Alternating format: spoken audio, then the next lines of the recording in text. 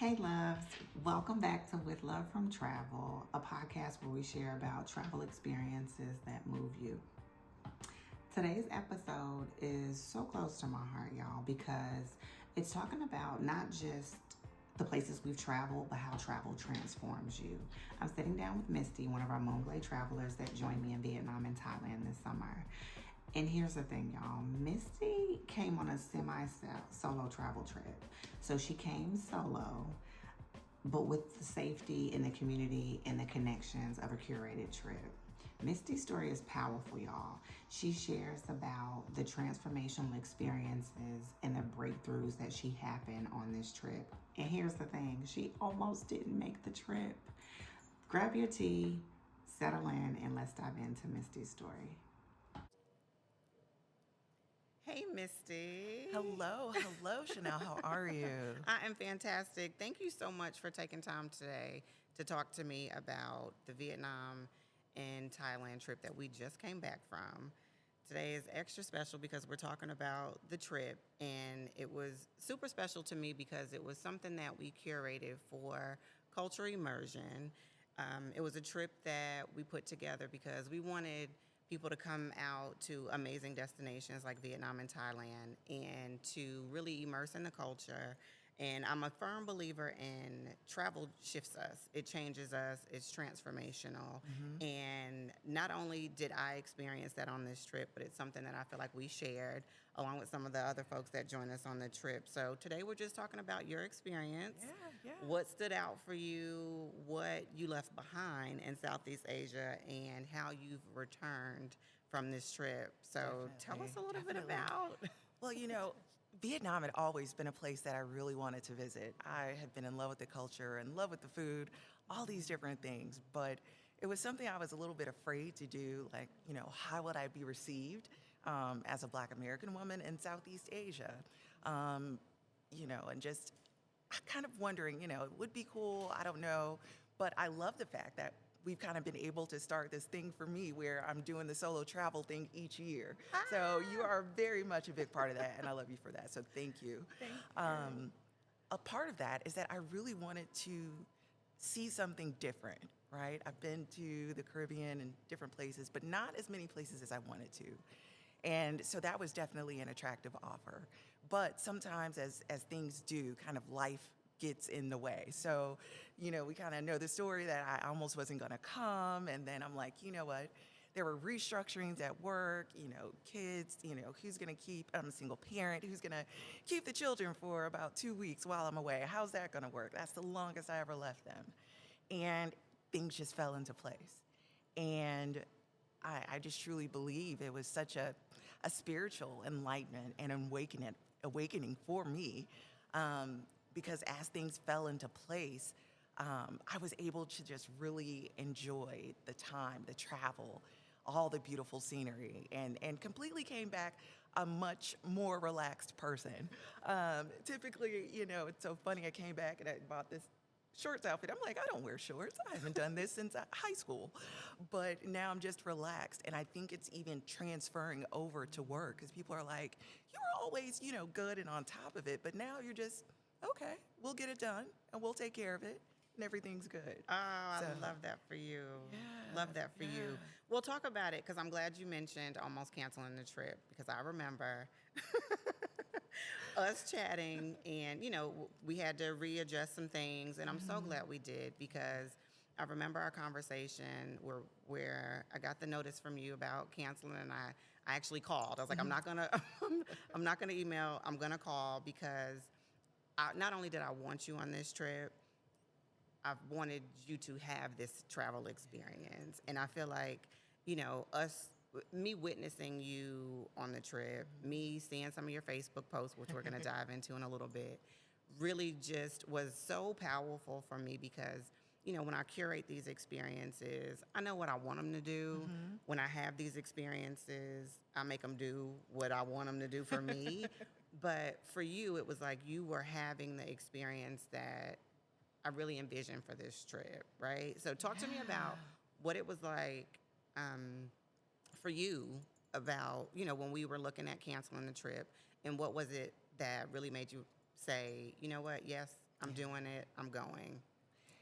I looked at it. I just, kind of mentioned about my job was going through a reorg. I had no idea what was going to happen with my role. They were letting senior level people go, and I didn't know what to think about it. And then finally, I thought about it one day, and I said, yeah, if they're going to let you go, they're going to let you go. So either you can say, I went on the trip, had a great time, and then I came back and looked for a job, or you can sit here and sulk for things that you don't even know that's going to happen. And that's my problem sometimes with overthinking. I'm constantly thinking about what could happen. And honestly, I began to pray about it. And it became more so where I just kept hearing God, be still, know that I am God.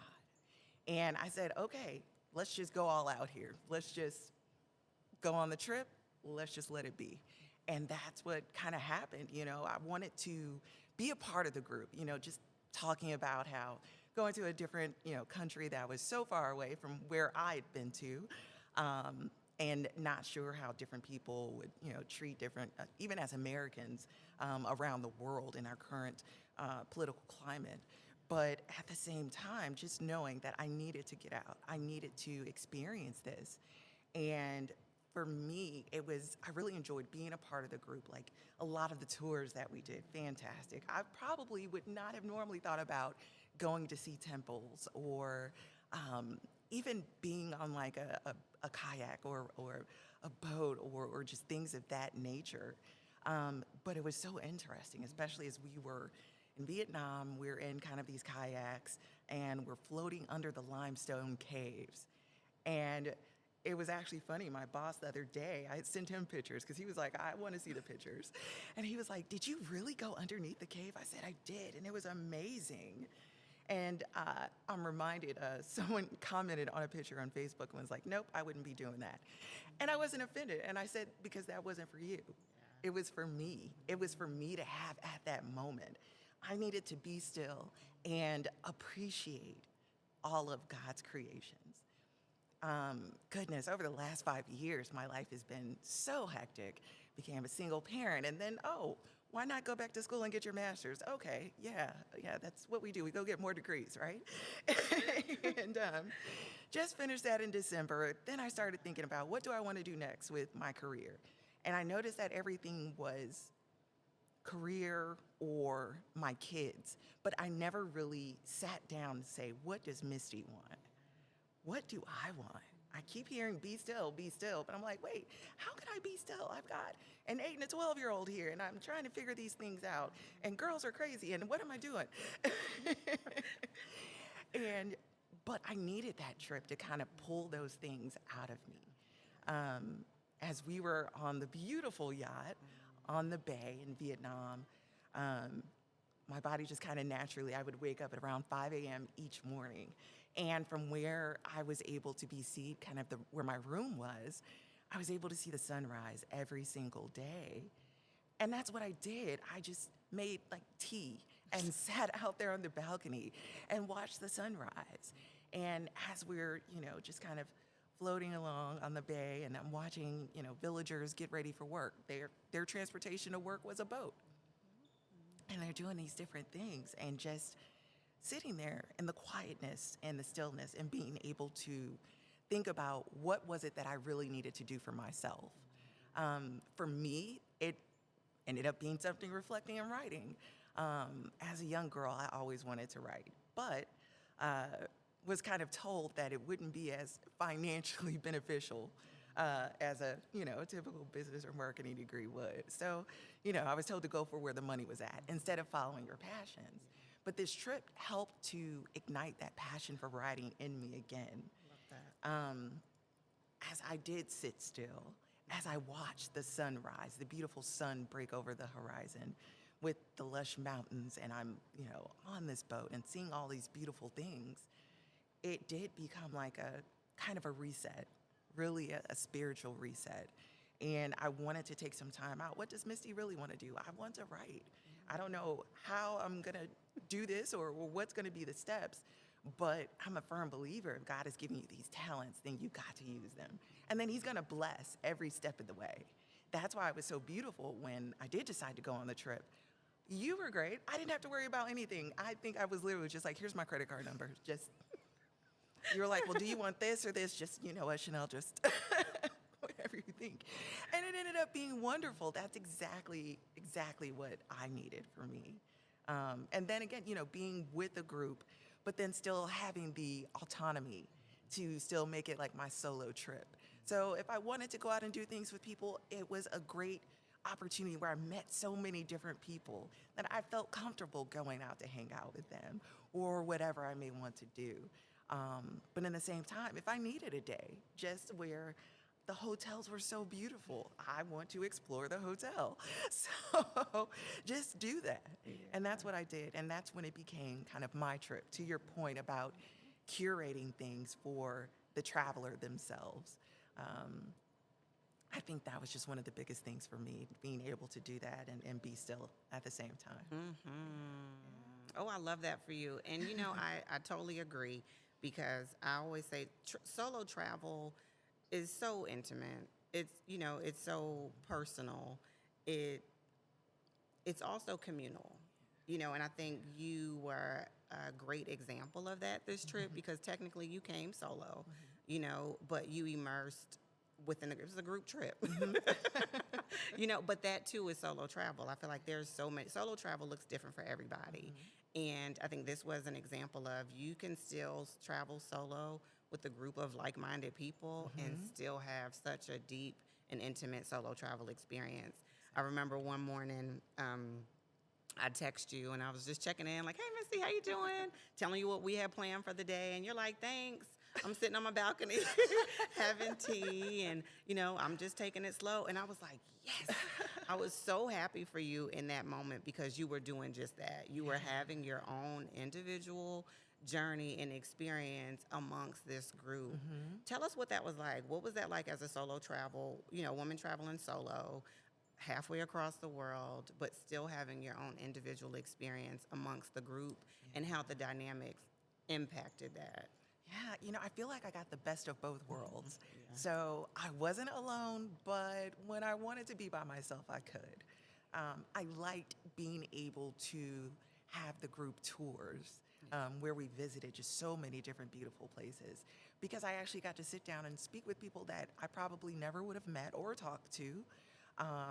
And just being able to share their insight from how they saw a particular temple. And I'm like, well, that's interesting. I looked at it from this perspective. And I don't know about us getting on this boat. It's kind of small, but you know what? Let's encourage each other and let's go and do it. And it becomes something great. And instead of something bonding you through something negative, it was a bonding through something positive. And that these are memories that we'll have forever. Like, how could I not go on that trip? How could I not do that? Still say it's one of the best decisions I ever made. So I did, there were days where I just went off shopping by myself. And I was just, you know what? I think I want to go to a different part. And just because things were so inexpensive there too, I actually just did some beauty treatments. Normally in America, it would cost $500. There's $100 by somebody who is completely licensed, sterilized areas, clean, things like that. And it just was a great experience. And even the language wasn't that much of a barrier. I found a lot of people, if they couldn't speak perfect English, they spoke some English. And then, of course, that wonderful Google Translate app. So, my go-to travel app. Right. And, and especially also in Thailand, Bangkok was such a busy city, but I loved it. It was a lot of hustle and bustle, but there were times where it was still moving slowly throughout this fast-paced area. And I think that, for me, I wanted to experience all of that. And I say I'm very aware of myself. So, for instance, I knew after flying for, with the time changes and things like that, I know I'm going to need to rest. I just need a day, because every weekend I need to rest. And I just need time. And then I was ready to go. When it was, we all got together and meet for the first time at the dinner where the group came together. It was really a good feeling, where it was good to be around like-minded people, and there weren't negative attitudes. There weren't people complaining. Everyone was excited to be there and to be on this journey together. And I got to experience it my way. And that's the beauty of it. Oh, I love that for you. And that's exactly, we talk about, well, one, I feel like this group was very dynamic. It was dynamic, it was diverse, it was expansive. And even within that, there were still so many dynamic, clusters within the group, which I really, really loved. You talk about, I believe, a Facebook post that you had, which I enjoyed following you on social media, because I think that's when you started to tap into your writing during the trip and just sharing your experiences. And there's a post, I think, one morning when we're in Bangkok, which I loved as well. Thailand was always a dream for me, so that's how it ended up on this itinerary. And Vietnam was a beautiful surprise. But talk to us a little bit about, you talk about gratitude, which I have been in this, I'll say, a phase of gratitude. I used to say a season of gratitude, Right. but seasons end and they change. And I've been in this area of gratitude that I've just loved. Yeah. I really just have settled into just being grateful for all the things, all the amazing things that we see and taste and experience, and all the things that may not go our way. Right, Because right. I believe there's a beautiful blessing and lesson in all things. But in this post, you talk about being grateful for the beauty of God's creation. You talk about how, you came here curious about the culture, but how you're leaving in this full reset and rejuvenative experience. What does that gratitude look like for you, especially coming from this trip of traveling solo in this experience that you had in Asia? Yeah, I think for me, I had focused so much on trying to do the big things, like, oh, I need to get a better job to make more money, and I need my kids to, I want them to be perfect. Nobody's kids are perfect. And it was all these different big things that I was chasing, but I didn't appreciate the things that I have now. Being in a village where I'm seeing someone, literally their food is walking around, and they're probably going to prepare the whole process from, we say head to tail, or nose to tail, where they're really doing it. And it's not a thing. That's just how they live their life. It was going back and noticing the simplicity of things. Being grateful that, wow, a couple years ago, I didn't know if I was going to have my house that I currently live in now, but I'm blessed to have this house. I was blessed to remodel it earlier this year, and blessed that when I look at my children, that they're healthy. And, kind of sometimes we think about, oh my goodness, they get on my nerves, or all these different things, of course, but we kind of, at least for me, I felt like I had lost sight of the things that appear to be little, but are really the most important. We have food, we have shelter, we have love. And that's what God intended for us. And that was the perspective that I got from it, that I can just sit here and say, wow, as I look at this temple, somebody years ago was outside in the hot sun with this gold and just carving it out just to something that they deemed so wonderful, that was in a place for them, that they wanted to do this and wanted to be a part of it. And it made me appreciate the culture and the people even more so. Because I can't imagine, being somewhere and just carving out a beautiful sculpture or a temple, these beautiful grand palace, the Grand Palace in Thailand. And I was just so struck by the details. And normally I had a thing. I would tell people, you know what, just tell me what time it is. Don't tell me how to make the clock or how the clock works, something like that. I'm like, no, I want to understand the backstory. And sometimes we forget that even in dealing with people. And it really heightened my sense of empathy as well. I realized there were a lot of people there that were happy and carefree. And if I were in that situation with the thought process I had at that time, that I wouldn't have appreciated it. I'm seeing older women in their 60s rowing a boat with their feet. That impressive. I'm like, first of all, I can't even do the row machine at my gym. And here you are chilling, kind of sitting back. Woman is relaxing and telling us stories about the land and look up there and just see all these different things. And it was just fine. And I thought about, the other day I got upset because I was in traffic. Really? So, just kind of really was able to bring things back to say, appreciate what you have. And that's where the gratitude really came from, that I am so blessed in so many different ways. Things happen, things come, but, we were kind of talking about this earlier, is how you maneuver your way through that situation. And that's the biggest thing. Have that bounce back. Know you're going to go through the storm. But one of the most beautiful things that I saw, too, as I was in the airport, I was driving to the airport in the cab from Bangkok, going back home to the States. And it had been raining really, really hard.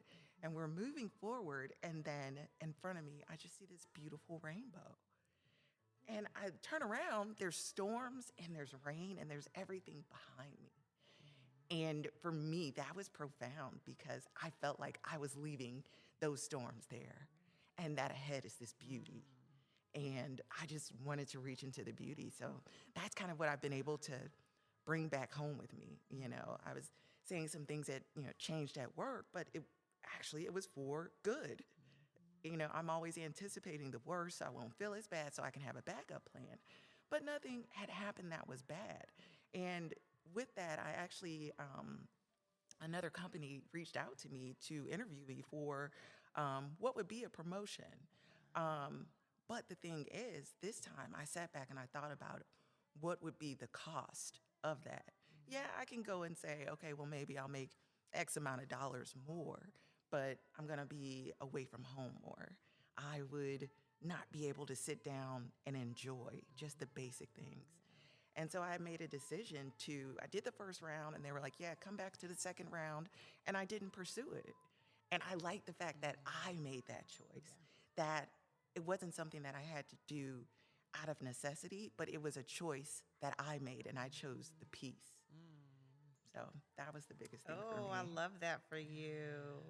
And congratulations. We talk about choosing ourselves and returning back to ourselves and all those fun things that you experienced during this trip. I love the rain and the rainbow. And I'm so glad you brought that up because that stood out to me when you and I spoke after the trip. And I felt like it was really profound and really symbolized, one, helping us put things into perspective. That's the joy and one of the beauties that I love about travel. But for that moment, someone else could have been in that space and been like, oh my gosh, we're in a storm, or it's raining, which it was rainy season in Thailand. And surprisingly, we didn't even experience that type of weather interruptions that we did. But when you hearing that story, I felt it. I felt you in that moment. I felt what it symbolized for you because it resonated for me as well. We left some chaos. We came back to some chaos. Travel didn't change the environment or situations that we, returned to, but I feel like it did change us. What for you changed? The Mystie before the trip, who almost said no to the trip, who almost canceled the trip. Like, who is she now, or what has ignited or sparked or changed, or what's different in that Mystie now that she's back from this trip? It really is my thought process about how I look at the storm. Just, again, being in that cab, and I'm seeing it was a torrential rain, but it was behind me.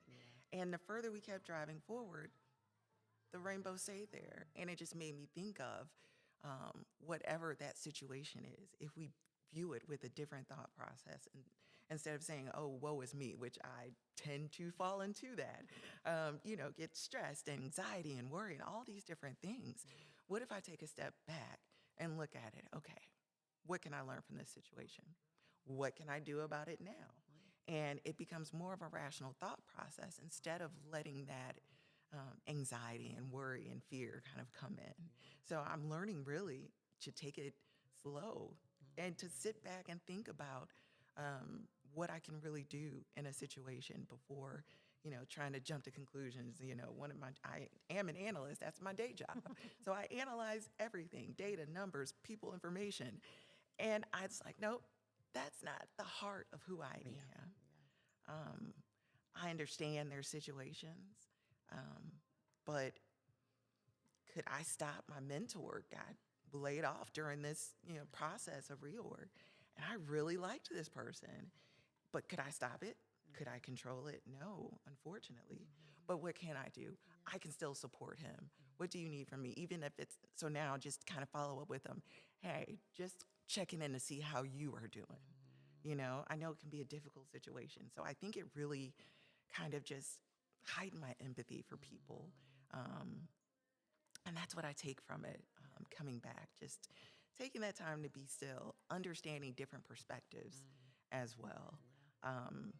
There was a time in Vietnam, goodness, there was a pond where there were these fish that kind of come and eat the, for lack of I can just say the dry or dead skin off your feet, and that's what they do, and it felt so weird. I saw other people like stick their feet in, and I'm like, I can't do this. But I don't even know if I told you this story. The tour guide that was with us, she said, okay, Mystie, you have to stick your, you have to stick your feet in the water for 10 seconds and then just let the fish get it. And I'm like, okay, we'll do it. So she like came around me, like held my hand and started counting down from 10. And she's cheering. She's like, Mystie, Mystie. I'm like, this is just crazy as some fish are biting at my feet. And then it was just so funny that everyone gathered around. We were just laughing and cheering, and even people from different tours and other people that were villagers in the country, in the area, we're just kind of coming around, and everyone was laughing. And it's okay over something so simple as sticking your feet in a pond. Right. And when I began to think about things like that, I think that's what makes it better. So that's who I came back as, I believe. And starting to follow my passions and write. And I'm going to figure out where this freelance writing thing goes. And just keep at it. I'm so happy for you, especially with the new insights, the new perspectives, because that's one of the things that I love most about travel, period, but definitely traveling solo, where we're able to, go and we have these experiences the way that we want to have them. There's no worrying about what somebody else wants to do or doesn't want to do, or, it really is whatever it is that you want to experience. Right. And sometimes they don't go as planned. We all know that too well. But oftentimes we come back with these insights and these experiences. And I love how you said empathy and compassion, because that was my first, one of my first experiences when I went to Africa. Again, here goes, a little Black American girl looking for a microwave to warm up her food. And they're like, microwave? No, we don't have a microwave at the place that we were staying at. But I came back with so much empathy and compassion and so much insight and perspectives, where it shifted and it just deepened my passion and my love for those interactions and those experiences. And, I talk a lot about travel. We travel to get something. We travel to fill our cups. We travel to have new experiences, right? But we also, in my opinion, we also leave a little bit of us behind everywhere we go. I say leave your thumbprint or your fingerprint behind in different places that we go. Did you have a moment of an experience that you left behind in either Vietnam or Thailand? An interaction with a local, with one of our a tour guide or another traveler, but was there a moment for you, or aha moment or experience that you had that is Mystie? Where is Mystie left in Vietnam and Thailand? I think it has to go back to those balcony moments.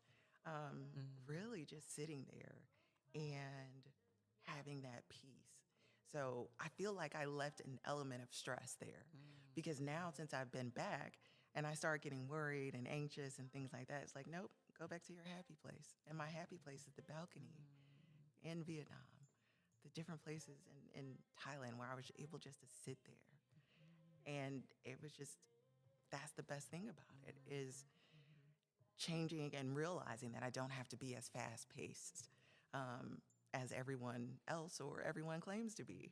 You don't have to be, and you're still going to be okay.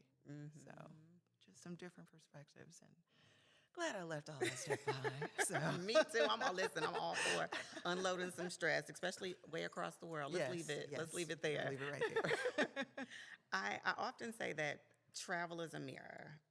I reflect a lot when I'm traveling. I journal a lot when I'm traveling. And it's just a moment for me to reflect on where I've been, where I am in the present, what's next, where I want to go, what moments, even balcony moments, where you've had those pieces of peace, or what insight or what reflective moment came from this trip where you're really like, okay, Misty, who are we? Where are we going? Yeah. Especially the creative elements that came from sparking that inside of you. Yeah. What's the most memorable reflective moment You from know, the trip? it was so many different moments, and I actually, as we were talking, I just remembered this. We were in Thailand. We were visiting. It was one of the palaces. It wasn't the Grand Palace, but it was another smaller palace, and it was wild for me. I'd seen, a real life monk in person. And I'm like, oh my gosh, they're walking around like, okay, like it felt like it was some type of aura around there, and I respect their culture and things like that. And I saw people kind of going up in one of these temples and being blessed by one of the monks. And I'm like, I don't know what that means. Like what is kind of going on here? It's like, okay, I'm super Christian. Are they going to say something crazy? But what it was more so about was it was kind of a small ceremony where he took this bamboo stick and kind of tapped your head, kind of on your shoulders, almost like being knighted. That's the only way I can kind of remember to tell the story. And then he just spoke blessings of peace and prosperity. And it was interesting because there were some other people there from other countries, let's call it more European. And with them, he spoke in his natural language, in Thai. And with me, he was like, take this, be good, share it with your friends. This is what you need to remember. And this was actually, this is the bracelet, like he had just made just for, I don't know, and it could be just nothing, but I just love it so much. So I keep it on. And it just still brings back like a sort of peace. Like, you can just see people where they are. And for me, that just enabled me to think about, what am I really doing? What do I really want to do? If I were to write, what would I write about? So I was always told, write about what you know. So I can just write about what I'm feeling in this moment. And I didn't realize there were a lot of people who had seen like the Facebook posts and things like that. And I hadn't posted. As a matter of fact, I only told like maybe one or two people that I was even going on the trip, which was my father and my sister, and that was for safety's sake.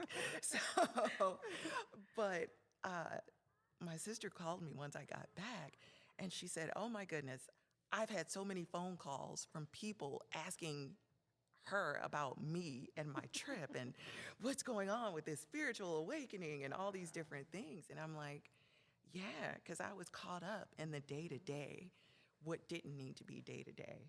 And then I needed to find something that brought me peace. And just going back and getting to that point of, for me, it's just being able to let the words flow as they may. It's interesting too, I was talking to someone about this in the world of AI, where people are like, oh, you don't need to write, but it's the emotion, it's the human element that something like AI can't give you. That, it could be easy to write a term paper where there's certain facts and things that we know are definitive. But that's why I also appreciate you as a travel and wellness agent, that you knew what I needed. That's something that I couldn't even figure out for myself, and I needed your help with. And it was just wonderful to have that experience and then go back and see these different things and now come back and act on them. And that's the difference. I wanted to come back a changed person. I didn't want to come back the same way I came, So that's the beauty of it. Oh, I love that for you, and thank you for that, because I definitely, again, I've always had a love for travel, and I've always been a champion of the power of travel, especially when done with intent. And I think that's what this was for you. This was an intentional trip. You knew exactly what you needed, or maybe you didn't know all of what you needed, but you were open. You were open to, let me hit pause. let me go and have this experience. I'm open to whatever this experience gives me. And it gave you everything you needed, especially for right now, for where you are. Yeah. So, solo travel is something that, like I said, I've loved to do. I advocate, especially for Black women, especially for women, period, but definitely Black women to do because, like you said, we're wearing many hats. Right. We're giving, giving, giving. We're pouring, pouring, pouring. And I often say you can't pour from an empty cup. And to me, travel fills my cup. What would you say to other women who may be on the fence about traveling solo? What type of inspiration, motivation, or Mystie wisdoms would you give them for traveling solo? Because this is not your first travel. This is your first big and long, longer distance solo travel trip. But what would you say? The biggest thing is to do it. Yeah. Don't be afraid. Yeah. Afraid of what? We can take care of, we got Chanel here to take care of the logistics and make sure you're safe and you're going to be fine. Yeah. And do it, enjoy it. Just go for that moment. I think in the world of overthinkers, I want to be able to problem solve and figure everything out before I step foot even to the airport. And I want to have contingency plans. And I had to kind of let that go as well and just say, you know what? It's going to be fine. Go for the experience. Yeah. And that's it. Do it. Yeah. Stop questioning. Stop making up excuses why you can't do it, because life is going to happen regardless of what you choose to do. Right. I agree. We can come up with a whole lot of excuses, or we can come up with reasons. And I'm so glad that you had reasons of why you wanted to take this trip. Mystie, thank you. This has been great. I've loved our chat. I've loved witnessing how this trip has really just peeled back layers for you. And I'm grateful for seeing the bloom that happened on this trip. I'm grateful for you trusting me and allowing me to craft this experience with you and for you. What's one word you'll leave us with on what this trip has meant for you, or what it's done for you? I would say I just can call it peace. I had more massages than I think I've had in the past year, which has been great.